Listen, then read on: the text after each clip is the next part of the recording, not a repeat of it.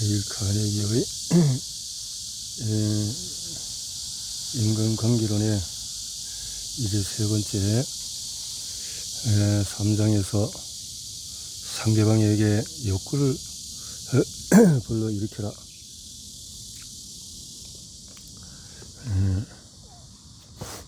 나는 종종 여름이면은 낚시를 하기 위해서 메인저를 찾는다.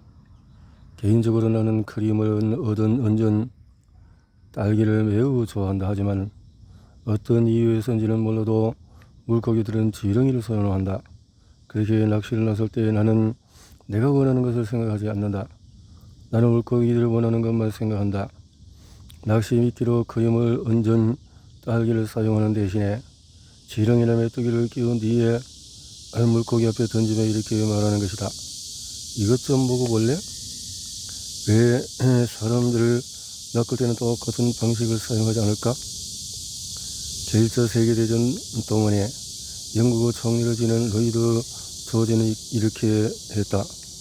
누군가 그에게 윌슨 올란도와 클레방스와 같은 전쟁 지도자들이 잊히는 동안에 어떻게 계속해서 권력을 유지할 수 있었는지 묻자 그는 미끼를 던져서 물고기를 낚는 법을 배운 덕분이라고 대답했다. 왜 우리는 자신이 원하는 것에 대해서 이야기하는가? 그것은 유치하고 터무니없는 행동이다. 물론 자신이 원하는 것에 관심을 갖는 것은 당연하긴 하다. 당신은 아마 영원히 원하는 것에 관심을 가질 것이다. 하지만 다른 사람은 그렇지 않다. 다른 사람들 또한 우리와 다르지 않기 때문이다. 우리는 오직 우리가 원하는 것에만 관심을 가진다. 그렇기에 다른 사람에게 영향을 미치는 유일한 방법은 그들이 원하는 것에 관해서 이야기하고 그것을 얻는 방법을 보여주는 것이다. 앞으로 누군가가 어떤 일을 하도록 시켜야 하는 상황이 생긴다면 기억해 두는 것이 좋을 것이다. 만일에 자녀가 담배를 피우는 것을 원하지 않는다면 설교하거나 부모가 원하는 것에 관해서 이야기하지 말라. 대신에 담배를 피웠다가는 농구에서 좋은 성적을 얻을 수 없게 되거나 100m 경주에서 이길 수 없게 된다는 것을 보여주어라. 당신이 상대하는 것이 아이든 송아지든 침팬지든 분명 도움이 될 것이다. 예를 들어보자. 어느 날 렐프 월도 에머슨과 그의 아들은 송아지를 외양간 안으로 집어넣으려고 하고 있었다. 하지만 그들은 자신이 원하는 것만 생각하는 일반적인 실수를 저질렀다. 에머슨이 송아지를 미는 동안에 그의 아들은 앞에서 송아지를 당겼던 것이다. 하지만 송아지 역시 별반 다르지 않았다. 송아지 또한 자신이 원하는 것만 생각하고 있었기 때문이다. 송아지는 다리를 뻣뻣하게 버티고 서서 목초지를 떠나기를 완강히 거부했다. 아일랜드 출신의 가정부가 그 난감한 상황을 목격하였다. 그녀는 수필이나 책을 쓸 줄을 몰랐지만은 이 상황에서는 에머슨보다 더 많은 상식을 가지고 있었다. 그녀는 송아지가 원하는 것을 생각했다. 그녀는 송아지의 입에 손가락을 집어넣고 송아지가 손가락을 하는 동안에 문제없이 외양간에 집어넣을 수 있었다. 태어난 이래로 당신이 취한 모든 행동은 당신이 무엇을 원했기 때문에 발생한 일이다. 당신이 10조원의 통 큰 기부를 했다고 치자. 그 또한 마찬가지다. 당신은 누군가를 돕고 싶었기 때문에 기부를 했다. 당신이 그 아름답고 이타적이며 신성한 행동을 원했기 때문이다. 너희가 여기 내 형제 중에서 지극히 작은 자 하나에게 한 것이 곧 너에게 한 것이니라.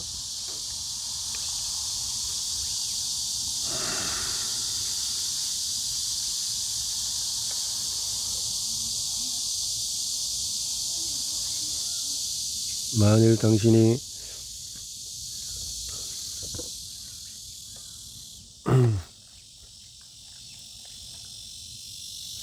기부를 통해서 느끼게 될 감정보다 돈을 더 소중하게 여겼다면 당신은 똑같은 행동을 취하지 않았을 것이다. 물론 당신은 거절하기 창피하거나 고객의 요청으로 인해서 기부를 했을 수도 있다. 하지만 한 가지 분명한 것은 당신이 기부를 한 것은 무언가를 원했기 때문이다.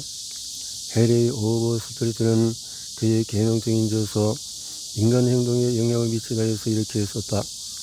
행동은 우리가 근본적으로 원하는 것에서부터 발생한다.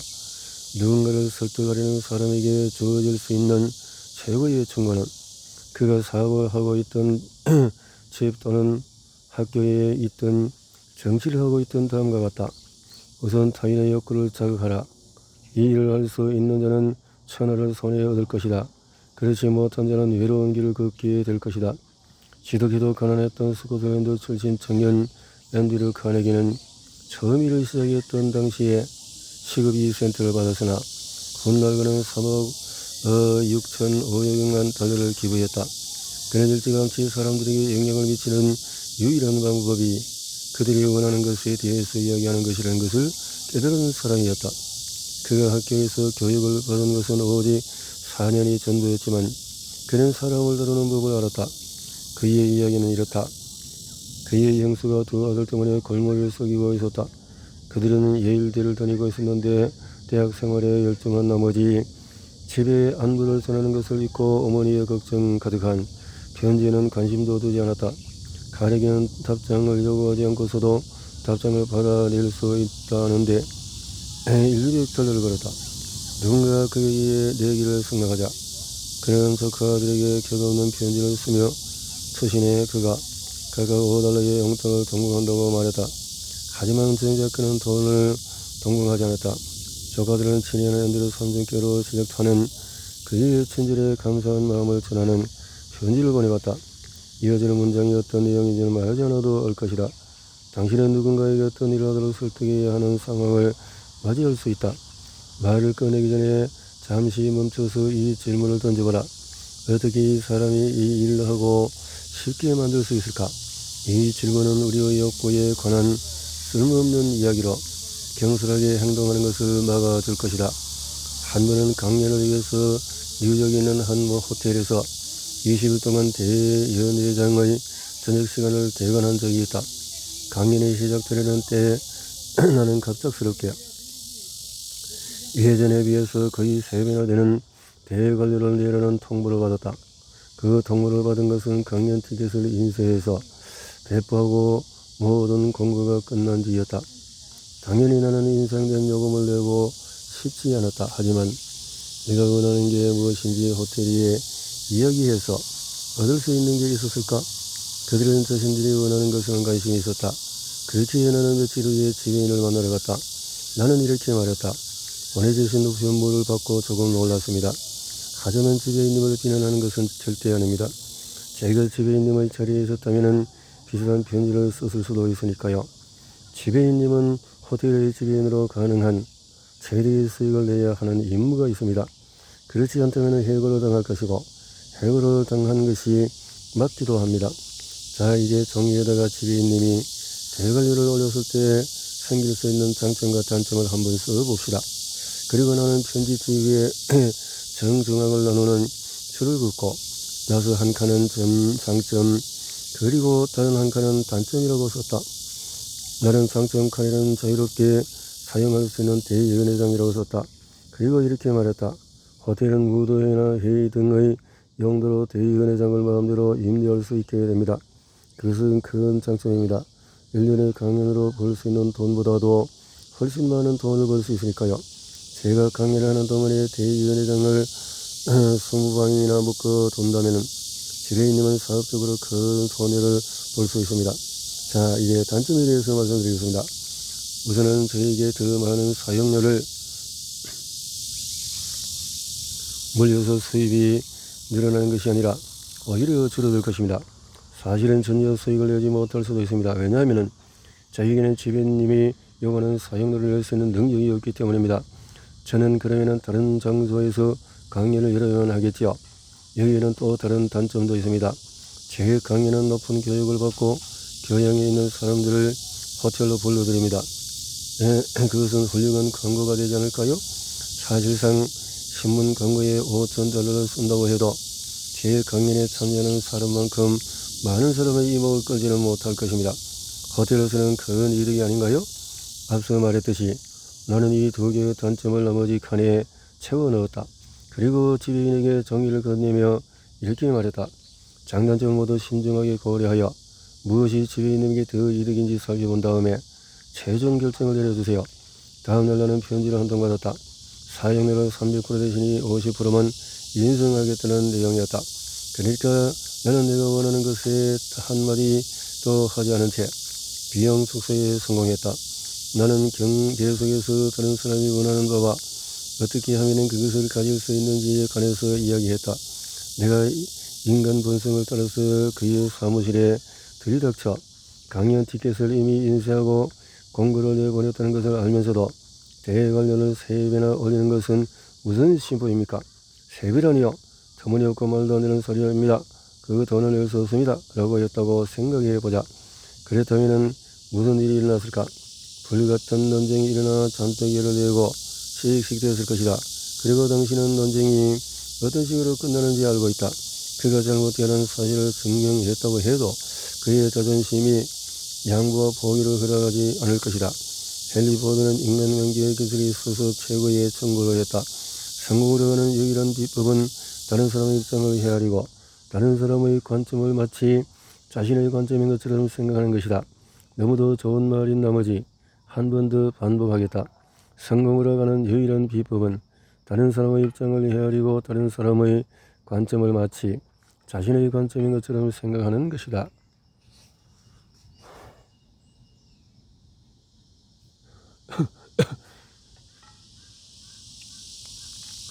이것은 너무도 단순하고 확실한 진리로 누구나 그 진가를 알아볼 수 있다.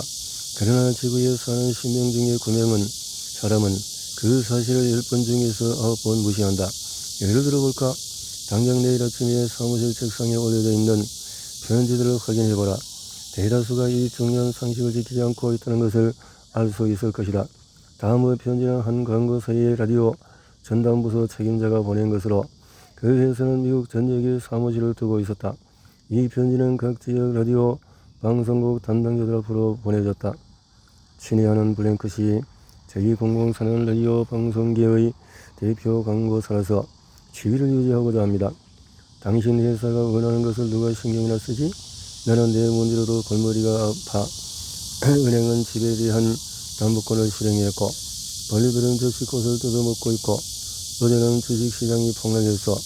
오늘 아침에는 8시 15분 알람을 놓쳤고 지난밤에는 정원의 댄스 파티에 초대를 받지 못한 데다가 의사가 전화해서 나에게 고혈압, 신경염 그리고 피부염이 있다고 하더군.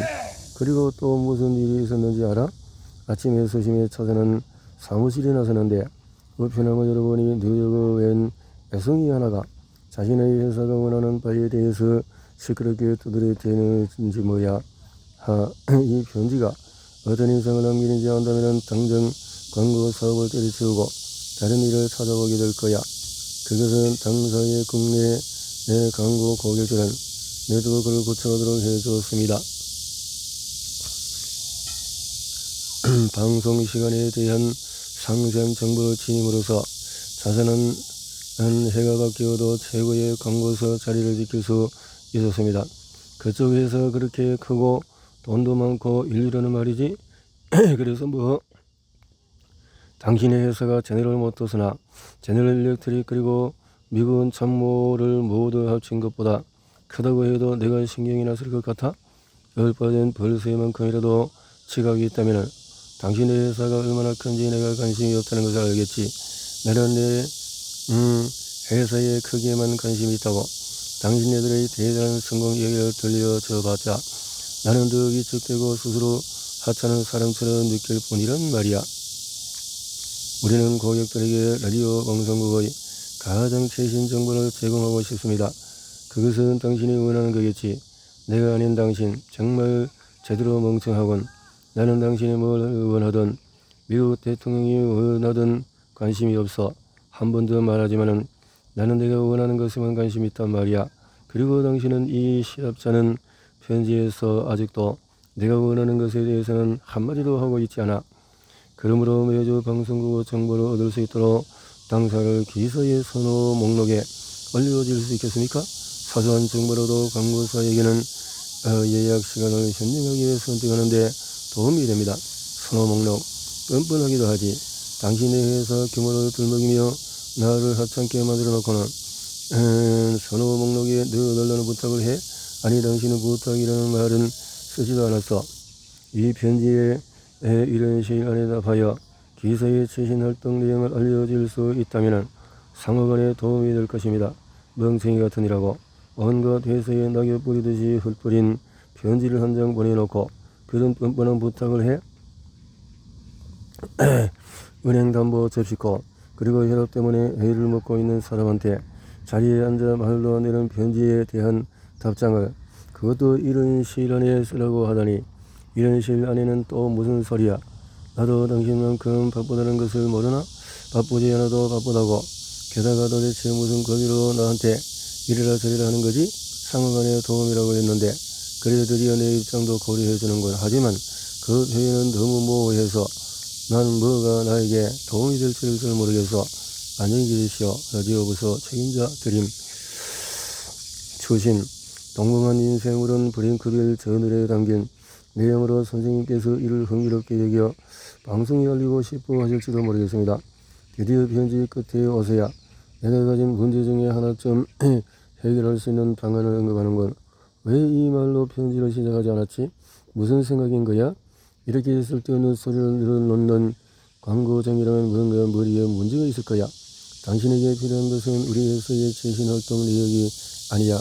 당신에게 필요한 것은 갑상선을 치료할 요도야. 자, 만일 광고에 몸을 담고 있으면은 사람들로부터 구매 욕구를 불러일으키는 기술에 관한 전문가들이 쓴 편지가 이 정도라면 정육점적인 제빵사 또는 자동차 정비공의 경우에 어떻겠는가? 여기 드는 편지 한 통이 있다. 내 강의를 듣고 있는 에드워드 버밀런이 어느 대형 화물 터미널의 관리자로부터 받은 편지다. 이 편지는 과연 수신자에게 어떤 영향을 미쳤을까? 우선 편지를 읽어보자. 주식회사 제네가스 선스의 에드워드 버밀런 기하. 터미널에서 발송 화물 수치 작업이 지시되고 있습니다. 대다수의 화물이 늦은 오후에 도착하고 있기 때문입니다. 이런 상황은 작업이 지체되어 직원들의 초과 근무와 하차 지연을 비롯해서 때로는 배송 지연으로 이어질 수 있습니다. 지난 11월 10일 기사로부터 510개 부품을 전달받은 시각은 오후 4시 20분경이었습니다. 아무리 늦게 도착함에 따라서 발생할 수 있는 바람직하지 못한 결과를 막기 위해 기사의 협조를 요청합니다.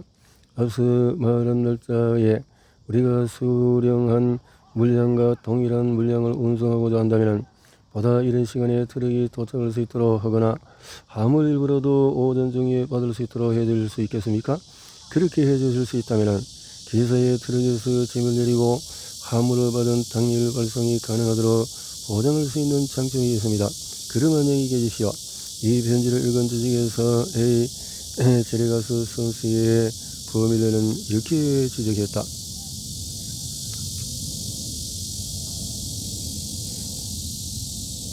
이 편지는 의도한 바에 정반대의 효과를 가져왔습니다. 이 편지는 터미널에서 발생한 어려움을 설명하는 것으로 시작합니다. 우리는 그것에 관심이 없습니다. 그리고 그들에게 협력할 경우에 우리가 겪게 될 불편에 대해서는 아무런 언급이 없습니다. 마지막 문장에 가서야 화물을 더 신속하게 하차할 수 있으며 당일 발송이 가능하다는 명시가 있습니다. 달리 말하자면 우리가 관심을 가질 만한 내용은 마지막에 언급되었고 최종적으로는 결국 협조가 아닌 적대감만 키웠습니다.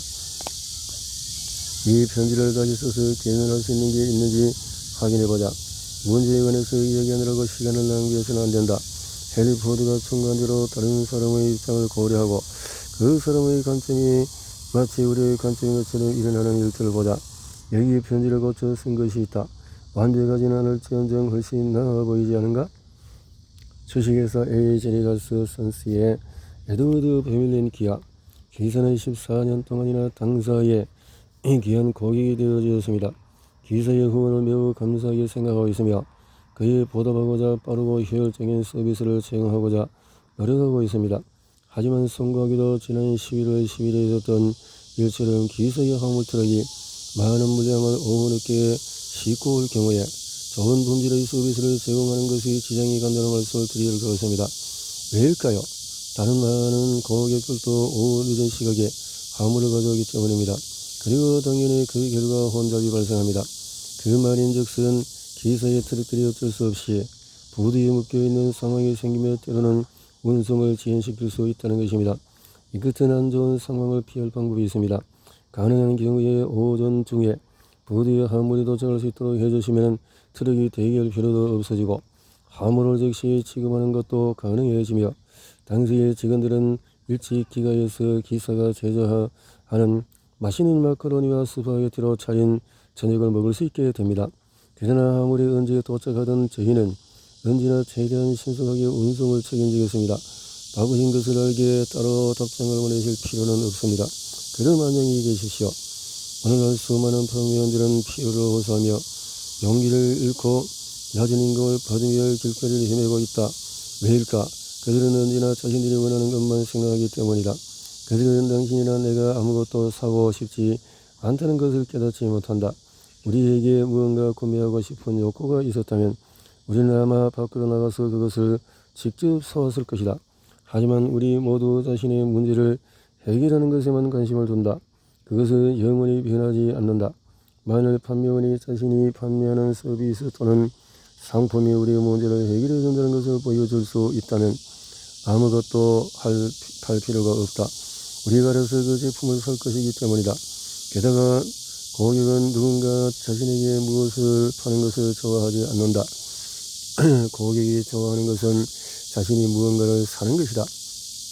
하지만 많은 판매원들은 고객의 관점에서 상황을 바라보지 않은 채로 물건을 팔며 인생을 보낸다. 예를 들어서 나는 오랫동안에 포스트 힐스에 살았다. 그 동네는 뉴욕시 한복판이 형성된 작은 주택가였다. 하루는 바쁘게 역으로 향하다가 우연히 롱아일랜드에서 오랫동안에 건물을 사고 판 부동산 중개업자를 마주치게 되었다. 그는 포레스트 힐스에 관해서 잘 알았기에 나는 그에게 서둘러서 내가 사는 집에 철망을 넣어서 지어졌는지 아니면 속이 빈 타일로 지어졌는지 물었다. 그는 잘 모르겠다며 포레스트 힐스 가든 협회에 전화를 걸면 알 수 있을 거라는 내가 이미 알고 있는 내용을 말해주었다. 다음날 아침에 나는 그로부터 편지 한 통을 받았다. 그는 내가 원하는 정보를 주었을까? 전화 한 통이면 역시 초만에 내가 원하던 정보를 얻을 수 있었을 것이다. 하지만 그는 그러지 않았다. 그는 어제 했던 말을 똑같이 되풀이하여 자신에게 보험을 맡겨줄 수 있겠냐고 물었다. 나는 그에게 배시 영을 훌륭한 책들인 배부는 기쁨과 나눌 재산을 보내주어야만 했다. 그가 그 책들을 읽고 그 속에 담긴 철학을 실천했다면 그는 내 보험을 관리했을 때보다 1000배는 더 많은 수익을 얻을 수 있었을 것이다. 전문적인 사람들 또한 똑같은 실수를 저지른다. 몇 년 전에 나는 필라델피아에서 한 유명한 이비인후과를 찾았다. 내 편도선을 들여다보기 전에 의사는 나이가 하는 일이 무엇인지 물었다. 그는 내 편도선이 얼마나 부었는지에 관심이 없었다. 그가 관심을 가진 것은 내 통장창고였다. 그의 저의 관심사는 어떻게 나를 도울 수 있을까가 아니고 나에게서 얼마나 많은 돈을 떠내릴 수 있는지였던 것이다. 그 결과 그는 아무것도 얻지 못했다. 그의 머릿결을 경멸한 나에게 그의 병원을 나와버렸기 때문이다. 세상은 탐욕스럽고 이기적인 사람들로 가득하다. 그렇게 이기적인 마음이 없이 타인에게 봉사하고자 하는 사람들은 경쟁자가 많지는 않다는 점에서 엄청나게 유리하다. 유명한 변호사이자 미국의 가장 위대한 기업자 중에 한 명인 오웬 D 영은 이런 말을 한 적이 있다. 다른 사람의 처지에서 생각할 수 있는 사람, 다른 사람의 마음이 어떻게 움직이는지 이해할 수 있는 사람은 절대 미래의 어떤 일이 일어나도 걱정할 필요가 없을 것이다. 만일에 이 책을 읽으며 타인의 처지에서 생각하려는 경향을 키우게 된다면 그 하나만으로도 당신은 경력을 쌓아가면서 가장 기본적인 요소를 구축하는 셈이다. 대다수의 사람들은 대학에 다니며 베르겔리우스를 읽는 법을 배우고 미적분의 비밀을 익힌다. 하지만 자신들의 마음이 어떻게 기능하는지를 발견하지 못한다. 예를 들어보자. 나는 각 대학을 졸업하여서 대형 에어컨 제조업체인 캐리어사에서 근무를 시작하려는 사람들을 상대로 효과적인 말하기에 대한 강연을 한 적이 있다. 수강생 중에서 한 명이 쉬는 시간에 다른 사람들에게 농구를 하자고 설득하고 있었다. 그는 이렇게 말했다. 나와서 농구를 하자. 나는 농구를 좋아하지만 체육관에 갈 때마다 사람이 충분하지 않아서 경질할 수 없어서 밤에 2-3명이 공을 던지며 놀다가 눈에 멍만 들어서 왔지. 내일 밤에 모두 이곳에 오면 좋겠어 농구를 하고 싶으니까. 그는 자신이 원하는 바를 말했다. 하지만 다른 사람이 가고 싶지 않아 체육관에 가고 싶은 사람은 없을 것이다. 당신은 그가 원하는 것에 관심이 없다. 그리고 눈에 시퍼런 멍이 들고 싶지도 않을 것이다. 체육관을 이용하면서 당신이 원하는 것을 얻을 수 있다는 사실을 알려주었다면 어땠을까? 혈액순환이나 식욕증진, 두뇌 회전과 즐거움, 게임, 농구 등 오버스트리 교수의 현명한 충고를 다시 되새겨 보자. 우선 타인의 욕구를 자극하라. 이 기술을 사용할 줄 아는 사람은 온 세상을 가진 것이다. 이 기술을 이해하지 못한 사람은 외로운 길을 걷게 될 것이다. 강의에 참석한 학생 중에서 한 명은 아들 때문에 걱정이 이만저만이 아니었다. 아이는 저체중이었고 음식을 먹기 싫어했다. 부모는 야단을 치고 잔소리를 하는 일반적인 방식을 사용했다. 엄마는 네가 이것을 먹기를 원한단다. 아빠는 네가 쑥쑥 자랐으면 좋겠단다. 아이가 그 같은 이유에 조금이라도 관심을 가졌을까? 그랬다. 당신이 모래사장에 있는 모래 하늘에 가지는 관심만큼이었다. 상식이 있는 사람이라는 3살짜리 아이가 30살이 된 아버지의 관점에 따라서 행동을 취하길 바랄 수 없다. 그러나 아이의 아버지는 정확히 그렇게 했다. 어리석은 짓이었다는 것을 결국 깨달은 그는 이렇게 생각했다. 아이가 원하는 게 뭘까? 아이가 원하는 것과 내가 원하는 것이 같을 수는 없을까? 그렇게 생각하자 일이 쉬워졌다. 그의 아들은 브루클린에 있는 집 앞 인도에서 세발 자전거를 타는 것을 좋아했다. 같은 골목의 몇 채 떨어지지 않은 집에서 아들보다 덩치가 크며 아들을 괴롭히는 아이가 살고 있었다.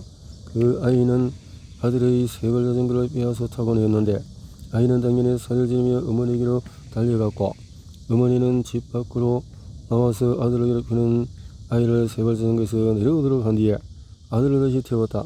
그 일은 매일같이 반복되었다. 아이가 원하는 게 뭘까?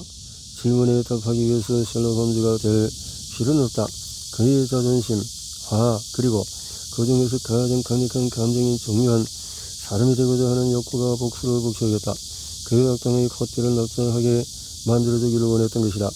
아버지가 아이에게 어머니가 주는 음식을 먹는다면 그 덩치 큰 아이를 흠씬 두들겨 패주는 날이 올 거라고 설명해주고 약속했을 때 모든 편식 문제는 사라졌다. 아이는 시금치든 양배추 절임이든 간고등어든 가리지 않고 먹었다. 그들은 자주 자신을 괴롭혔던 아이를 때려줘서 있을 정도로 키가 클 수 있다는 것듯이 먹었다. 그 문제를 해결하자 다른 문제가 떠올랐다. 아이에게는 침대의 소변을 보는 끔찍한 버릇이 있었기 때문이었다. 아이는 할아버지와 함께 잠을 잤다. 아침이면 할머니가 일어나서 침대 시트를 확인하며 이렇게 말했다. 이거 봐 조니, 또 밤새 오줌을 쌌구나. 그러면 아이는 이렇게 말했다. 내가 그런 게 아니야. 할머니가 그랬잖아. 잔소리하고 엉덩이를 때리고 참기를 주고 부모가 원하지 않는 바를 반복해서 말해보았지만 어떤 것도 침대를 지킬 수 없었다. 부모는 고민했다. 어떻게 하면 이 아이가 침대를 적시는 걸 멈추게 할 수 있을까? 아이가 원하는 게 무엇이었을까? 우선 아이는 할아버지가 입는 나이트 가운이 아닌 아버지가 입는 잠옷을 원했다. 밤마다 일어나는 사고가 지긋했던 할머니가 흔쾌히 아이에게 잠옷을 한 벌 사주었다. 또한 아이는 자신만의 침대를 원했고 할머니는 반대하지 않았다. 아이의 아버지는 브루클린의 백화점으로 아이를 데려갔다. 그리고 판매원에게 한쪽 눈을 찡긋이 하며 이렇게 말했다. 여기 인산 신사분이 사고 싶은 게 있다고 하시네요. 판매원은 이렇게 말을 함으로써 아이가 자신이 중요한 사람이라는 생각을 들도록 했다. 꼬마 손님 무엇을 원하시나요? 아이는 뒤꿈치를 들고 이렇게 말했다. 저 침대를 사고 싶어요.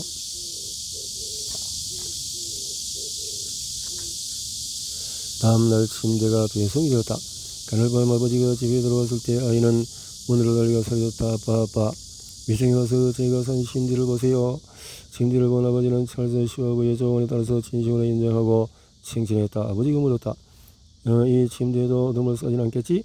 그런저 이 침대를 적시는 일은 없을 거예요. 아이는 약속을 지켰다. 자존심이 걸린 문제였고 그것은 직접 구매한 자신의 침대였기 때문이다. 게다가 이제는 어른처럼 잠옷을 입고 잤다. 아이는 어른처럼 행동하기를 원했고 그렇게 했다. 같은 강의를 듣는 또 한 명의 아버지이자 전화기사인 KT 더치먼은 3살짜리 딸아이가 아침밥을 먹도록 하는데 애를 먹고 있었다. 평상시대로 야단을 치고 애원하고 구슬려도 보았지만 소용없는 일이었다. 부모는 고민했다. 어떻게 하면 아침밥을 먹게 만들 수 있을까? 작은 소녀는 어머니를 따라하며 어른이 된 것처럼 느끼는 것을 아주 좋아했다. 그들은 그녀를 의자 위에 올리고 어머니와 함께 아침을 만들도록 했다. 기회를 엿보던 아버지는 아이가 시리를 희적히 시작하던 찰나에 부엌에 들어갔다. 아이는 말했다. 아빠 이것 봐요. 오늘 아침에 먹을 시리얼을 만들고 있어요. 아이는 누가 달랠 필요도 없이 알아서 시리얼을 2그릇이나 먹었. 아이의 흥미를 끄는 데 성공했기 때문이었다. 아이는 자신이 중요한 사람이라는 기분을 얻는 데 성공했다. 시리얼을 만드는 과정에서 자기 표현의 길을 찾은 것이었다. 윌러먼트가 이런 말을 한 적이 있다. 자기 표현은 인간 본성의 지배적인 필수 요소다. 왜 같은 심리를 사업에서 사용하지 않는가? 우리에게 뛰어난 아이디어가 있을 때 다른 사람들이 그 아이디어를 우리의 것이라고 생각하게 만드는 대신에 그 아이디어를 직접 주무르도록 하지 않는다는 것이다. 그렇게 하면 그들은 아이디어가 자신의 것이라고 생각하게 될 것이고 애정을 품게 될 것이고 어쩌면 몇 그릇이고 먹으려고 할지도 모른다. 기억하라. 어떤 타인의 욕구를 자극하라. 이 일을 할 수 있는 자는 천하를 손에 얻을 것이다. 그렇지 못한 자는 외로운 길을 걷게 될 것이다. 타인의 욕구를 자극하라.